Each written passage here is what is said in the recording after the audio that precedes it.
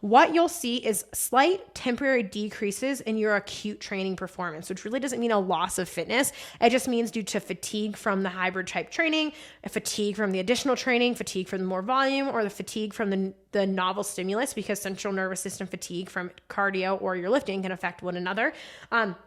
It's decreasing your short-term performance in your training goals in the other thing. So if you are moving slower with the bar, you're running slower on the roads, you're cycling slower, your metcons are a little bit slower or more fatigued, whatever it is that you're doing that is decreasing your performance, that is an acute decrement, and that might just be coming from fatigue from your previous sessions.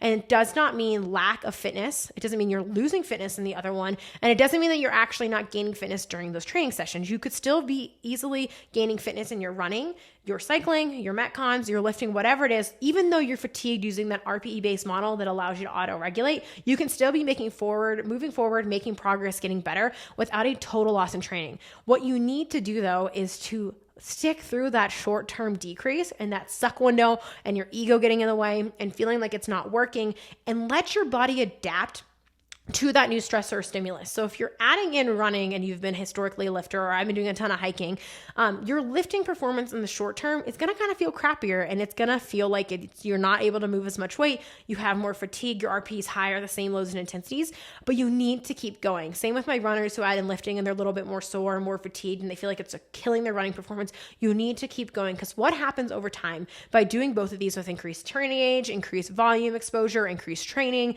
more progression, mixing the two, is you will adapt. And so you have to let your body adapt to the one in order for you to kind of bounce back to the other. Because once you adapt to that training, because new training, novel training makes you more fatigued, it's going to make you more sore, it's going to feel hard on your body, it's going to increase caloric demand in the short term, maybe not as much in the long term, but in general, again, listen to my hybrid training mistakes podcast where I talk about food and carbs and all of that stuff.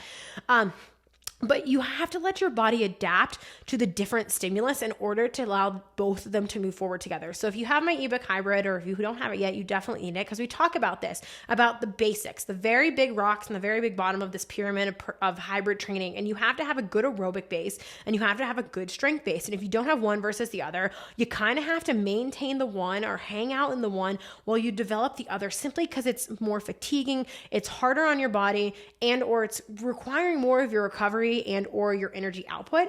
And as you get more fitness in both or either, you're able to build on that over time, and then you're able to start to maximize that hybrid performance, doing both together, increasing both at the same time, or maintaining one without it kind of dropping back down as you increase the others.